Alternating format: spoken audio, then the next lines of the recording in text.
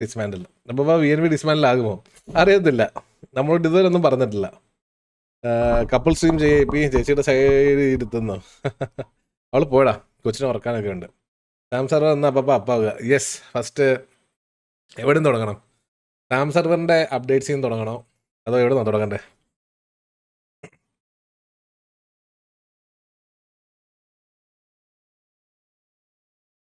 എവിടെ തുടങ്ങണം? സാം സർവറിൻ്റെ അപ്ഡേറ്റ്സിൽ നിന്ന് തുടങ്ങണോ?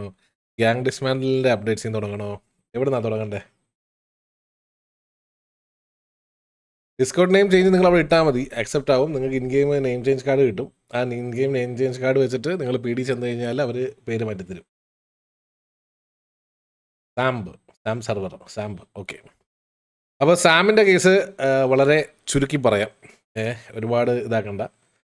എക്സ്ലാൻഡിസും 5M എക്സ്ലാൻഡിസിൻ്റെ സാമ്പും തമ്മിലുള്ള ഡീൽ എന്താണെന്ന് വെച്ച് കഴിഞ്ഞാൽ 50-50 പാർട്ണർഷിപ്പ്. അതിൽ ഹോസ്റ്റ് കാര്യങ്ങളെല്ലാം അവരെടുക്കണം. ബാക്കിയുള്ള എല്ലാ എക്സ്പെൻസും അവർ മീറ്റ് ചെയ്യണം. നമ്മൾ ഇപ്പോൾ പ്രോഫിറ്റ് ഷെയറിൻ്റെ, അതായത് എത്രയാണോ അതിൽ നിന്ന് കളക്ട് ചെയ്യുന്ന ഇൻകം അതിൻ്റെ 50-50 ആയിരിക്കും ഈ പറയുന്നത് പോലെ എക്സ്ലാൻഡ് സാമിനുള്ളത്. അതെല്ലാം വന്ന് നോക്കിയിട്ട് അത് പകുതി പേയ്മെൻറ്റ് അവർക്ക് കൊടുക്കും. അത് അവർ ഹോസ്റ്റിൻ്റെ പേയ്മെൻറ്റ് ബാക്കിയുള്ളതെല്ലാം അവർ ക്ലിയർ ചെയ്യണം. ഇതായിരുന്നു നമ്മൾ വെച്ചിരുന്ന ഡീൽ. അപ്പോൾ എക്സ്ലാൻഡ് സാമിൻ്റെ കാര്യങ്ങളെല്ലാം ഫുൾ ആൻഡ് ഫുള്ളി നോക്കിയത് ആടുബ്രോ ആണ്. അതിൻ്റെ ഫിനാൻഷ്യൽ സൈഡ് ആണെങ്കിലും അത് അവരായിട്ടുള്ള സംസാരമാണെങ്കിലും അവരായിട്ടുള്ള ബാക്കിയുള്ള കാര്യങ്ങളെല്ലാം നോക്കിയിരുന്ന ആടുബ്രോ ആയിരുന്നു. അപ്പം എനിക്ക് തോന്നുന്നു 2 മാസം മുമ്പ് എന്തോ ഒരു പേയ്മെൻറ്റ് ഡിലേയുടെ കേസ് പറഞ്ഞവർ വന്നായിരുന്നു. അതുപോലെ പേയ്മെൻറ്റ് എന്തോ കിട്ടിയില്ലെന്നോ എന്തോ ഡിലേ വന്നെന്നോ എന്തോ പറഞ്ഞായിരുന്നു. അപ്പോഴത്തേക്ക് എൻക്വയറി ചെയ്തപ്പോൾ ആടുബ്രോ വെച്ച് തിരക്കായിപ്പോയി, അതുകൊണ്ട് അത് ക്ലിയർ ചെയ്യാൻ പറ്റില്ല എന്നുള്ള കേസ് പറഞ്ഞായിരുന്നു. അപ്പോഴത്തേക്ക് ഇതേപോലെ നമ്മൾ എന്ത് ചെയ്തു, അവർ കുറേ കംപ്ലയിൻറ്റ്സ് വന്നു നമുക്ക്. ആക്ച്വലി ഫസ്റ്റ് ഓഫ് ഓൾ നമുക്ക് ഒരുപാട് കംപ്ലയിൻറ്റുകൾ വന്നു. അതായത് എക്സലൻറ്റ് സാമ്പ് റൺ ചെയ്യുന്നത് പാർഷ്വാലിറ്റിയുടെ ബേസിസിലാണ്. അതേപോലെ തന്നെ അവർ ഡെവലപ്മെൻറ്റ്സ് പുഷ് ചെയ്യുന്നില്ല.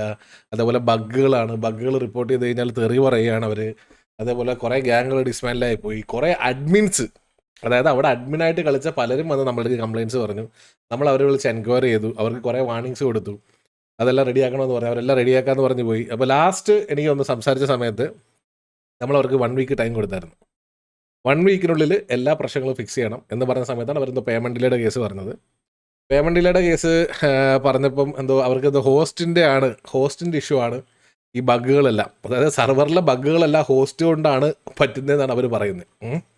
നമ്മൾ സർവർ നടത്താത്ത പോലെ പറയുന്നത്. പോട്ടെ, നമ്മൾ വിചാരിച്ചാൽ ശരി, ഇനി അതിൻ്റെ ഒരു ബുദ്ധിമുട്ട് വേണ്ട എന്ന് പറഞ്ഞ് നമ്മൾ പറഞ്ഞൊരു കാര്യം ചെയ്യാം. പേയ്മെൻറ്റ് ആടുബ്രോ ആയിട്ട് സംസാരിച്ച് ഡീൽ ചെയ്യേണ്ട കാര്യമാണ്. സോ ആടുബ്രോ വന്നു കഴിഞ്ഞാൽ മാത്രമേ നമുക്ക് പേയ്മെൻറ്റ് എന്തെങ്കിലും ഉണ്ടോ എന്ന് നോക്കിയിട്ട് ക്ലിയർ ചെയ്യാൻ പറ്റത്തുള്ളൂ. നിങ്ങൾ അതുവരെ ഇനി പ്ലേയേഴ്സിനെ മടുപ്പിക്കേണ്ട. നമ്മൾ സർവർ സൈഡ് ഇവിടുന്ന് നമ്മൾ ഹോസ്റ്റ് എടുത്ത് കൊടുക്കാം. അതിൻ്റെ പേയ്മെൻറ്റ് എന്തായാലും നമ്മൾ മറ്റേ പ്രോഫിറ്റ് ഷെയർ ചെയ്യുന്ന സമയത്ത് ഡിഡക്റ്റ് ചെയ്യുമെന്ന് പറഞ്ഞായിരുന്നു. എന്നിട്ട് നമ്മൾ ഇതേപോലെ അവർക്ക് ഹോസ്റ്റ് എടുത്ത് കൊടുത്തു. 2 മാസം എന്താ ഹോസ്റ്റ് ഓടിയെന്ന് തോന്നുന്നു. എന്നിട്ടും അതിലെ ഇഷ്യൂസും കാര്യങ്ങളും ഒന്നും ഫിക്സ് ആയിട്ടില്ല. ഓക്കെ, അറൗണ്ട് ഇപ്പോൾ 2 മാസത്തെ പേയ്മെൻറ്റ് ഞാൻ കൊടുത്തിട്ടുണ്ട്. ആ 2 മാസത്തെ പേയ്മെൻറ്റ് ആ ഹോസ്റ്റിൻ്റെ കൊടുത്തിട്ട് പോലും ഇപ്പം ഇങ്ങനെ വല്ലൊരു 1.5 മാസമായി കാണും.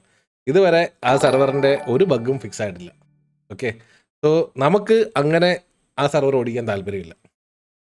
എല്ലാവരുടെയും കംപ്ലയിൻറ്റ്സ് അതിലെ മാനേജ്മെൻറ്റ് ശരിയല്ല എന്നാണ് പറഞ്ഞിരുന്നത്. ഇപ്പോൾ ഒരാളോ 2 പേരോ വന്ന് പറഞ്ഞാൽ നമുക്ക് മനസ്സിലാക്കാം, മേ ബി ഇഷ്ടക്കേട് കൊണ്ടാണ് പറയുന്നത്. പക്ഷേ ഒരു സെർവറിൽ കളിക്കുന്ന മിക്ക ഗാങ്ങുകളും ആ സെർവറിൽ തന്നെ ഇരിക്കുന്ന അഡ്മിൻസ് ഉൾപ്പെടെ, മനസ്സിലായോ, ആ സെർവറിൽ ഉണ്ടായിരുന്ന അഡ്മിനായിട്ട് കളിച്ചിരുന്ന ആൾക്കാർ വരെ പറയുകയാണ് ഇവരുടെ ഇത് ശരിയല്ല. ഇവർ ഒരു സൈഡ് റിപ്പോർട്ട് ചെയ്ത് കഴിഞ്ഞാൽ ഇവർ റെസ്പോണ്ട് ചെയ്യുന്നില്ല.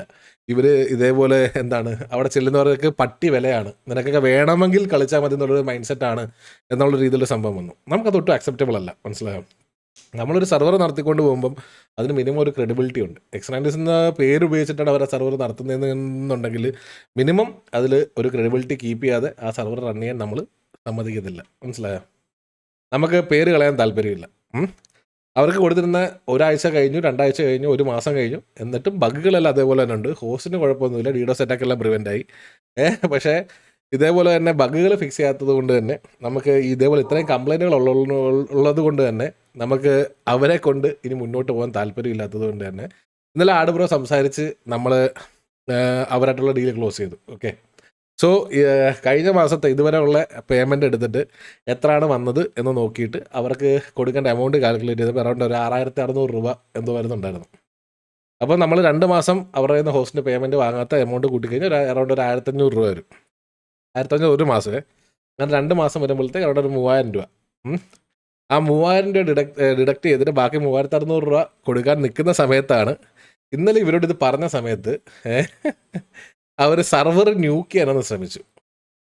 എക്സ്ലാൻഡിസിൻ്റെ സാം സർവർ ഒന്ന് ന്യൂക്ക് ചെയ്യാൻ അവരൊന്ന് ട്രൈ ചെയ്തു. അതായത് സിമ്പിളാണ്, അതിലുള്ള ആൾക്കാരെ റോൾ ഡിലീറ്റ് ചെയ്യുക, ആൾക്കാരെ കിക്ക് ചെയ്യുക, ഈ പരിപാടി. പക്ഷേ ഓൾറെഡി നമ്മളിത് എക്സ്പെക്ട് ചെയ്തിട്ട് നമ്മളൊരു പ്രിവെൻഷൻ ബോട്ടിന് ആഡ് ചെയ്തിട്ടുണ്ടായിരുന്നു. അതുകൊണ്ട് അത് ചെയ്തവരെ എല്ലാം അപ്പം തന്നെ സർവർ ചെയ്ത് കിക്ക് ചെയ്തു. ബോട്ട് കിക്ക് ചെയ്തുകൊണ്ട് തന്നെ അവർക്ക് സർവർ ന്യൂക്കിംഗ് പരിപാടി നടന്നില്ല. അവരപ്പോൾ പിന്നെ അടുത്ത പരിപാടി ചെയ്തത് എന്താണെന്ന് വെച്ച് കഴിഞ്ഞാൽ സർവറിൽ കളിക്കുന്ന പ്ലെയേഴ്സിൻ്റെ ഡേറ്റാബേസ്. ഓക്കെ, അതായത് സർവറിൽ കളിക്കുന്ന പ്ലെയേഴ്സിൻ്റെ ഡേറ്റാബേസ് അതങ്ങ് ഡിലീറ്റ് ചെയ്ത് കളഞ്ഞു. മനസ്സിലായോ? നമ്മുടെ സർവറിൽ കളിക്കുന്ന പ്ലെയേഴ്സിൻ്റെ ഡേറ്റാബേസ് അവർ ഡിലീറ്റ് ചെയ്ത് കളഞ്ഞു.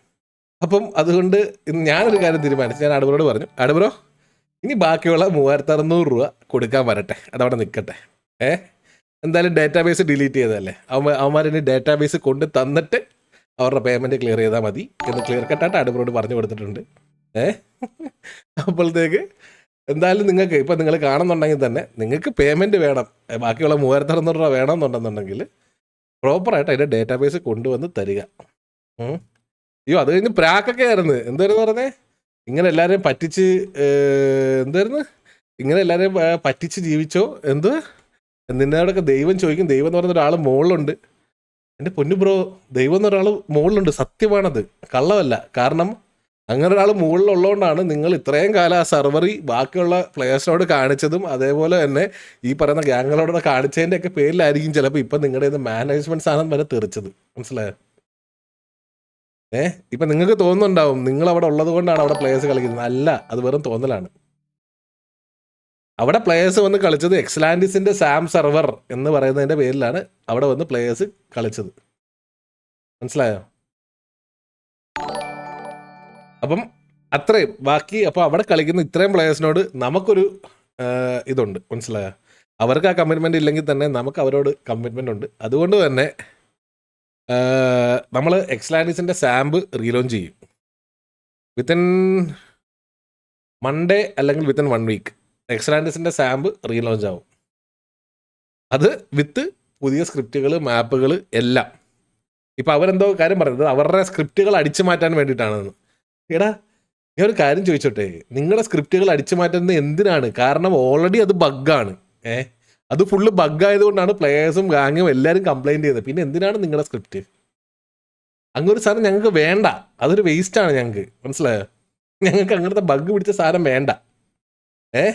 അതുകൊണ്ട് തന്നെ എക്സ്ലാൻഡിസ് ഇനി ആർക്കും പാൺഷിപ്പ് കൊടുക്കുന്നില്ല. ഓക്കെ, എക്സ്ലാൻഡിസിൻ്റെ സാം സർവർ എക്സ്ലാൻഡിസ് ഡയറക്റ്റ് എടുത്ത് നടത്താൻ പോവുകയാണ്. ഇതിനൊട്ട് ആഡ്ബ്രോ ആയിരിക്കും Sam server full and fully നോക്കുന്നത്. അതിൻ്റെ ഫിനാൻഷ്യൽ കാര്യങ്ങളെല്ലാം ആഡ്ബ്രോ ആയിരിക്കും ഡീൽ ചെയ്യുന്നത്. അതിൽ നമുക്ക് അത് മെയിൻ സർവറും എക്സ്ലാൻഡിസ് സാമും തമ്മിൽ കണക്ഷൻസ് ഉണ്ടോയെന്ന് ചോദിച്ചാൽ ഉണ്ട്. എക്സ്ലാൻഡിസിൻ്റെ തന്നെ ഒഫീഷ്യൽ സാം സർവറാണ്. പക്ഷേ രണ്ട് എൻറ്റിറ്റി ആയിട്ടായിരിക്കും ഓടുന്നത്. ദയവേത് എക്സ്ലാൻഡിസ് സാമ്പിൾ ഇഷ്യൂ ഉണ്ടെങ്കിൽ മെയിൻ സർവർ വന്ന് കംപ്ലയിൻറ്റ് ചെയ്യാൻ നിൽക്കരുത്. കാരണം ആവശ്യത്തിലേറെ പ്രശ്നങ്ങൾ ഞങ്ങൾക്ക് മെയിൻ സർവറിലുണ്ട്. ഞങ്ങൾക്ക് മെയിൻ സർവറിൽ ഒരുപാട് കാര്യങ്ങൾ ക്ലിയർ ചെയ്യാനുണ്ട്. അപ്പോൾ എക്സാമ്പ് എന്ന് പറഞ്ഞ പേരിലായിരിക്കും ഇനി റീലോഞ്ച് ചെയ്യാൻ പോകുന്നത്. ഈ ചാറ്റ് ഒന്ന് ആ ബോക്സിൽ കറക്റ്റ് വെക്ക്. എനിക്കത് ADHD TV അടിക്കുന്നു. ഇടന്നാറി സമ്മതിക്കത്തില്ല ഇവൻ. എവിടുന്ന് വന്നിപ്പോ ഇവൻ?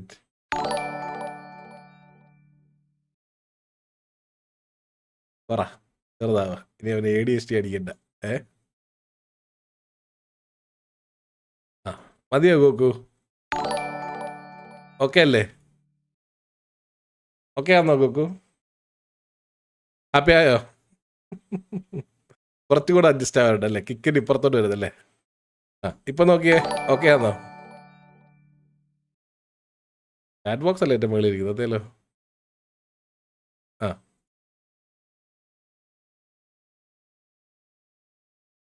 OCD എങ്കിൽ OCD എന്തായാലും D ഉണ്ടല്ലോ. ഓ ഇപ്പോ ഒരു സമാധാനം കിട്ടിയത്.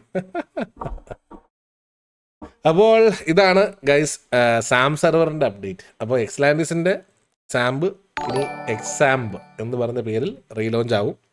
അത് Monday or within 1 week relaunch ആവുന്നതായിരിക്കും. അതിൽ നമ്മൾ കുറേ പുതിയ മാനേജ്മെൻറ്റ് ടീമുകൾ എടുത്തിട്ടുണ്ട്. അതേപോലെ തന്നെ പോയ പഴയ അഡ്മിൻസിനും സ്റ്റാഫുകൾക്കും ആർക്കെങ്കിലും ഒക്കെ താല്പര്യമുണ്ടെങ്കിൽ ആഡബ്രോനെ അല്ലെങ്കിൽ ടോണീനെ ബന്ധപ്പെടുക. ഇവരായിരിക്കും ഇനി മെയിൻലി ഇത് കാര്യങ്ങളൊക്കെ ഡീൽ ചെയ്യാൻ പോകുന്നത്, അവിടുത്തെ കാര്യങ്ങളൊക്കെ നോക്കാൻ പോകുന്നത്. എല്ലാം ഇനി ഒരു ക്ലിയർ പിക്ചറിൽ മുന്നോട്ട് പോട്ടെ. EVX issue explain.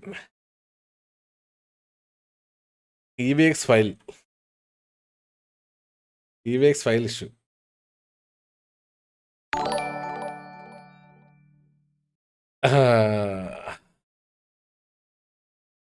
അടുത്തത് CVA ഡിസ്മാൻഡിൽ ആയിട്ടുണ്ട്. CVA എന്ന് പറയുന്ന ഗ്യാങ് അവരെ ഡിസ്മാൻഡിൽ ചെയ്യാണ്. അവരെ കുറേ പ്ലേയേഴ്സ് വേറെ ഗ്യാങ്ങിലോട്ട് കയറുന്നുണ്ടെന്ന് പറഞ്ഞു. അതുകൊണ്ട് അവരെ കുറേ പ്ലേയേഴ്സ് ബ്രേക്കിൽ പോവുകയാണെന്ന് പറഞ്ഞു. അപ്പോഴത്തേക്ക് അതുകൊണ്ട് ഇനി ഈ പറയുന്നത് പോലെ അവർ കളിക്കാൻ പ്ലേയേഴ്സ് ഇല്ല. അതുകൊണ്ട് അവർ ഡിസ്മാൻഡിൽ ചെയ്തിട്ട് അവർക്ക് ആൾ വരുമ്പോഴത്തേക്ക് അവർ ഈ പറയുന്നത് പോലെ രണ്ടാമത് അപ്ലൈ ചെയ്ത് കളിച്ചോളാം എന്ന് പറഞ്ഞു. അപ്പോൾ നമ്മൾ ഓക്കെ എഗ്രി ചെയ്ത് അവരെ പറഞ്ഞു വിട്ടിട്ടുണ്ട്. EVX ആ ടർഫ് കളിച്ച ആ 1 ഷോട്ട് അടിച്ചവനല്ലേ ബാൻ? നിങ്ങൾക്ക് എന്ത് തോന്നുന്നു ബ്രോ? എന്തായിരിക്കും EVX ഇഷ്യൂ? അവരുടെ ഗ്യാങ് കളിക്കുന്ന പ്ലേയേഴ്സ് ഹാക്ക് ഉപയോഗിച്ചു എന്നവർക്ക് മനസ്സിലായി. അതുകൊണ്ട് അവർ തന്നെ ഗ്യാങ് ഡിസ്മാൻഡിൽ ചെയ്തു. അതാണ് ഇപ്പോൾ കറണ്ട് അപ്ഡേറ്റ്. മനസ്സിലായോ? അവർക്ക് അങ്ങനെ ഒരു പേരിൽ കളിക്കാൻ അവർക്ക് താല്പര്യമില്ല. കാരണം അതിൽ കളിക്കുന്ന ഒരുപാട് ലെജിറ്റ് ആയിട്ടുള്ള പ്ലേയേഴ്സ് ഉണ്ട്. അതിൻ്റെ ലീഡേഴ്സിനും കോ ലീഡേഴ്സിനും ഞാൻ പറയുന്നില്ല, അതിൻ്റെ ലീഡറിനും അതിൻ്റെ ശരിക്കുള്ള ഫൗണ്ടറിനും ഒക്കെ ഈ പറയുന്നത് പോലെ ആ ഗ്യാങ്ങിനോടൊരു വലിയൊരു കമ്മിറ്റ്മെൻ്റ് തന്നെ ഉണ്ട്. സോ അതുകൊണ്ട് അവരുടെ കൂട്ടത്തിലുള്ള ആൾക്കാർ ഹാക്ക് ഉപയോഗിച്ചത് കൊണ്ട് തന്നെ അവർക്ക് ഇനി എന്താണ് പറയുക, ആ ഒരു ടാഗിൽ കളിക്കാൻ അവർക്ക് താല്പര്യമില്ല. കാരണം ഇപ്പം അവർ തെറ്റൊന്നും ചെയ്തില്ലെങ്കിൽ പോലും അവരുടെ കൂട്ടത്തിലുള്ള ആൾക്കാരെ ഹാക്ക് ഉപയോഗിച്ച് കഴിഞ്ഞാൽ എല്ലാവർക്കും ആ ഒരു ഇത് വരുന്നതുകൊണ്ട് തന്നെ അവർക്ക് അങ്ങനെ കണ്ടിന്യൂ ചെയ്യാൻ താല്പര്യമില്ല എന്ന് പറഞ്ഞിട്ട് അവർ അത് ഡിസ്മാൻഡിൽ ചെയ്തതാണ്. പറയടാ.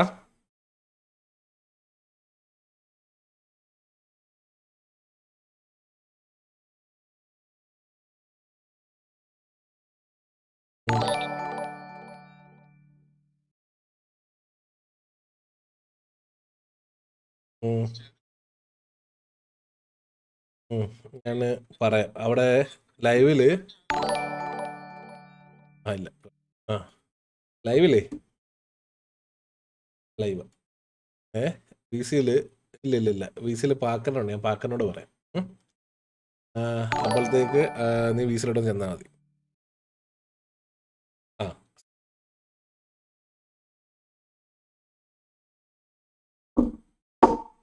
പാക്കന കേൾക്കാടാ. ഷിബിൻ ഇപ്പോൾ വരും. കുറച്ച് പ്ലേയേഴ്സിൻ്റെ നെയിം ഒന്ന് ചേഞ്ച് ചെയ്യാൻ പറയാം. അതൊന്ന് ചേഞ്ച് ചെയ്ത് കൊടുക്കുക കേട്ടോ. അതായത് ഇവിടെ ഡിസ്കോഡിൽ, ഇൻ ഗെയിം അല്ല, ഡിസ്കോഡിൽ. അല്ലല്ല, ഷിബിൻ വരും. രായം വരുമ്പോഴത്തേക്ക് രായം പറയുന്ന ആൾക്കാരുടെ ഡിസ്കൗണ്ട് നെയിം ഒന്ന് ചേഞ്ച് ചെയ്ത് കൊടുക്കേ. എന്നിട്ട് അത് കഴിഞ്ഞിട്ട് അപ്ഡേറ്റ് ചെയ്താൽ മതി. ഓക്കെ ഓക്കെ അപ്പോൾ നമ്മളെവിടെ പറഞ്ഞു നിർത്തിയേ?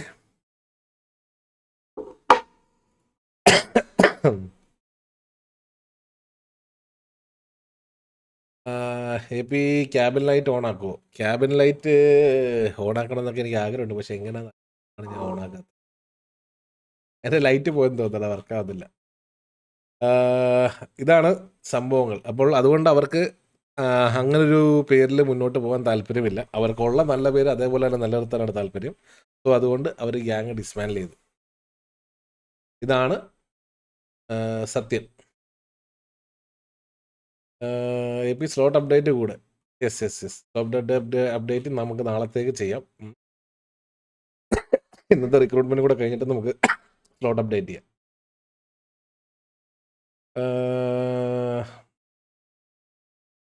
പിന്നെന്താണ്? സോ ന്യൂ ഗ്യാങ് വരുമോ? 9:50 അല്ലേ? ടർഫിൻ്റെ അങ്ങോട്ട് ഇരിക്കട്ടെ, കാരണം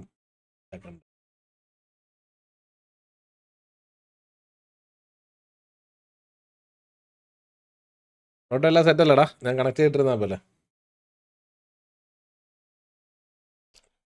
ഓക്കെ, ഹെഡ്ഫോൺ ഒന്ന് വെച്ചോട്ടെ പിള്ളേരെ. ഞാൻ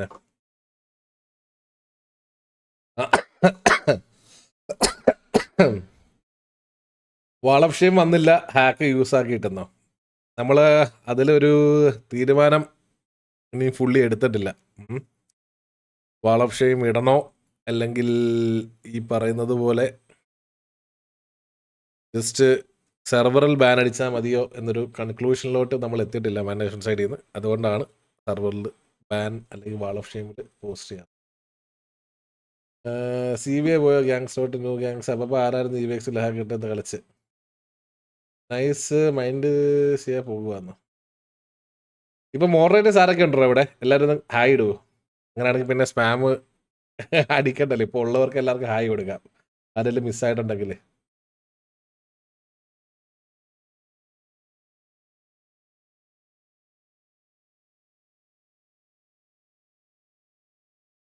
RX100 സ്ലോട്ട് ഉണ്ടോ? Hi hi hi. Moderators hi ഇടാൻ പറഞ്ഞു നിങ്ങളുണ്ട്. ബിദുൻ ഹായ്, മാഡ്രിക് bro hi, welcome to the stream. Ramana ഹായ്ഡാ, വെൽക്കം ടു ദ സ്ട്രീം. ആ ശ്രീഹരിനെ ഞാൻ മിക്കവാറും പറഞ്ഞു വിടും കേട്ടോ. അവനെ ഞാൻ മോഡറേറ്ററിൽ നിന്ന് പറഞ്ഞു വിടാൻ പോവാനെ. ഞാനിപ്പോൾ ഏതാ മെയിൻ സിറ്റിയിലല്ല കയറുന്നത്? ഞാനത് മെയിൻ സിറ്റി കയറുന്നത്. ഈ മെയിൻ സിറ്റി അല്ലല്ലോ കയറണ്ടേ, ടർഫറോ അല്ലേ കയറണ്ടേ? പിന്നെന്താണ് പറയുന്നത്?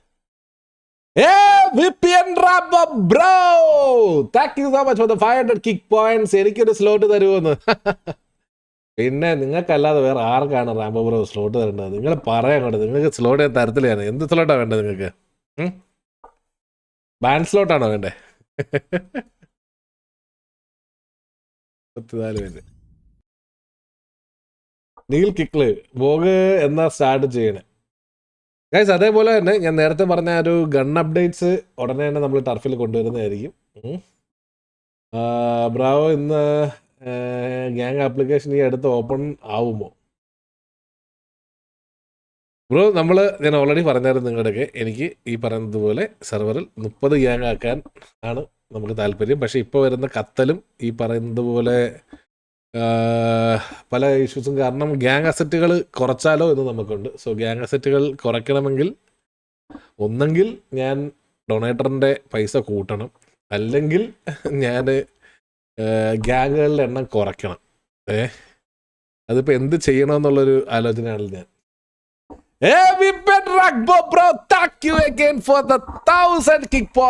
ഞാൻ ഒരിക്കൽ RP കളിക്കാൻ വരും, അന്ന് ഞാൻ വൈറ്റ് ലിസ്റ്റ് ചോദിക്കുമെന്ന്. 18 വയസ്സായാലേ കളിക്കാൻ പറ്റത്തല്ല റാംബോ ബ്രോ. നിങ്ങളിപ്പോഴും സീറ്റ് 17 ആണെന്നല്ലോ ഞാൻ കേട്ടെ. 18 ആവണം കേട്ടോ മിനിമം, എങ്ങനെ കളിപ്പിക്കത്തുള്ളൂ കേട്ടോ. Rule is rule. Wall of shame ഇടണമെന്നാണോ നിങ്ങളെല്ലാവരും പറയുന്നത്? Please check white list, 2 days waiting ആണ്. അർഫത്ത് ബ്രോ നിങ്ങൾക്ക് ഇത് കിട്ടിയായിരുന്നോ? എനിക്ക് 46 ആയതോ? Rambo bro age is just number, മനസ്സിലായോ? നിങ്ങൾ മനസ്സുകൊണ്ട് ഇപ്പോഴും കുട്ടിയാണ്. നിങ്ങൾക്ക് 17 വയസ്സായിട്ടുള്ളൂ, നിങ്ങൾ സ്വീറ്റ് 17 ആണ്, മനസ്സിലായോ? നിങ്ങളിപ്പോഴും യങ്സ്റ്ററായിട്ട് തുള്ളി നിൽക്കുകയല്ലേ നിങ്ങൾ? എന്നിട്ട് നിങ്ങൾക്ക് പ്രായം 46 എന്ന് പറഞ്ഞാൽ ഞങ്ങളെങ്ങനെ വിശ്വസിക്കും അത്? Yes of course. സിറ്റിയിൽ എങ്ങനെയാ കയറുക? ഞങ്ങൾ അഭിഷേകിന്റെ പിള്ളേരെ വിഷമത്തിലാണെന്ന്. സത്യം ന്യൂ ഗ്യാങ് ഒന്നും വേണ്ട, എല്ലാ ഫൈൽ പ്ലേയേഴ്സും വാൾ ഓഫ് ഷെയിം ഇടാറുണ്ടല്ലോ, പിന്നെന്താ അപ്പാപ്പാന്നോ? എല്ലാ ഫയൽ ഇതും വാൾ ഓഫ് ഷെയിം നമ്മളെല്ലാം ഇടാറുണ്ട്. പിന്നെ ചില സിനാരിയോസിൽ കഷ്ടം തോന്നി ചിലപ്പോൾ നമ്മൾ വിചാരിക്കത്തില്ലേ, അല്ലെങ്കിൽ വേണ്ട എവിടെയെങ്കിലും പോയി കളിക്കട്ടെന്ന് വിചാരിക്കത്തില്ലേ. അപ്പം നമ്മളിവിടെ വാൾ ഓഫ് ഷെയിം ഇട്ട് കഴിഞ്ഞാൽ അവർക്ക് മിക്ക സെർവറിൽ നിന്നും പെർമനന്റ് ബാനാണ്. സോ ഇനി നമ്മൾ കാരണം ഒരുത്തൻ്റെ ഫ്യൂച്ചറോ അല്ലെങ്കിൽ RP കളിക്കുന്ന ഒരു ഇതോ നഷ്ടപ്പെടണ്ട എന്ന് കരുതിയിട്ടാണ്. ഇടണോ വേണ്ട എന്നുള്ള ഡബിൾ മൈൻഡ്, മനസ്സിലായി? ഇടത്തില്ല എന്ന് ഞാൻ പറഞ്ഞിട്ടില്ല, ഇടുവെന്ന് ഞാൻ പറഞ്ഞിട്ടില്ല. File is no excuse. No rule is rule. SVA leader സ്കൈഡാക്സ് അല്ലേ, TVA ന്യൂ റിക്രൂട്ട്മെന്റ്. പ്രായമുള്ള പ്ലേയേഴ്സ് കഷ്ടപ്പെട്ട് എക്സ്പോഷർ ഉണ്ടാക്കും നോക്കുമ്പോൾ അവൻ അതിൽ ചീറ്റ് യൂസാക്കി ബാക്കിയുള്ളവരെ പൊട്ടന്മാരാക്കാൻ നോക്കി. വാളോഷയും ഇട്. എപ്പോൾ ഗ്യാങ് കയറാൻ 8 hours ആണോ 12 hours ആണോ പ്ലേ ടൈം? ഗ്യാങ് കയറാൻ 12 hours ആണെന്ന് തോന്നുന്നു. 12 അല്ല 20 hours ആണ് പ്ലേ ടൈം. 20 മണിക്കൂർ. ആഗ്രഹമുണ്ട് പുറത്തൊക്കെ പോകാൻ, പക്ഷേ ഒരു കണക്കിന് ഈ ടൈം ആകുമ്പോൾ മനുഷ്യൻ ഫ്യൂച്ചർ ഉണ്ടാകുന്നത്.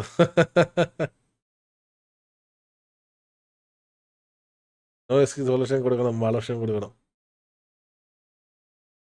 ഇതാകുമ്പോൾ ഫ്യൂച്ചറിനെ പറ്റി ചിന്തിച്ചേ ഇല്ലയോ? കഴപ്പ് കാട്ടിയില്ലല്ലോ. എന്തിനാ ഹാക്ക് ഇട്ടവനെ ഒരു വെറുതെ വിടുകയെന്ന് ഉണ്ടാന്നോ? ഈ ഗെയിമിനെ കുറിച്ച് എങ്ങനെയാ പഠിക്കാൻ പറ്റുക? എപ്പോൾ ഗ്യാങ്ങൾക്കാരായിട്ട് കളിക്കേണ്ട നിർത്തി പോട്ടെ എന്നോ? Real rascal bro, thank you so much for the 1 kick point. Welcome to the stream. അപ്പോൾ R7 എങ്ങനെയും ഒരു ഗ്യാങ് PvP സെർവർ അപ്ഡേറ്റ്. അപ്പോൾ ഫയൽ ഇസ് ഫയലിട്ട് മുമ്പിച്ച് കാണിച്ചവൻ എന്ത് ഫ്യൂച്ചർ ഇടുന്ന അവൻ എന്ത് ചെയ്യും? ഫയലിട്ട് കളിച്ചവൻ തന്നെ അവൻ കഴിവില്ലാത്തതുകൊണ്ട് അപ്പം പിന്നെ അവൻ എന്ത് ഫ്യൂച്ചർ? എബിന് 1 more ഗ്യാങ് കൂടെ ഡിസ്മാൻഡിൽ ആയാൽ ന്യൂ ഗ്യാങ് ആപ്ലിക്കേഷൻ ഓപ്പൺ ആവുന്നോ? ഇല്ലടാ, മിനിമം 28 ഗ്യാങ്ങായി കുറഞ്ഞാൽ മാത്രമേ ആപ്ലിക്കേഷൻസ് നമ്മൾ നോർമലി ഓപ്പൺ ചെയ്യാറുള്ളൂ. മനസ്സിലായോ? Arun Stephen, thank you so much for the 10 kick points bro. Welcome to the stream. Advantage എടുത്ത് കളിക്കുമ്പോൾ ബാക്കിയുള്ളവരുടെ അവസ്ഥ കൂടെ നോക്കണ്ടേ അപ്പ? സോ വാളോഷയം ഇടുന്നതല്ലേ നല്ലത്. TDM മൺമയം കൊണ്ട് ഒരു മിസ്സിംഗ് ആണ്. ഫ്യൂച്ചർ ചിന്തിച്ചിട്ടുള്ളവനാണെങ്കിൽ ഒരിക്കലും അവന് ഫയൽ യൂസ് ചെയ്യലേ പോയി. എബി പപ്പ 10 PM ആയി. 10 ആയല്ലേ ടർഫ്? അറോട്ടെ 10 ആയടാ. സമയമായടാ. ഡെഫിന സമയമാകുമ്പോൾ പറയും.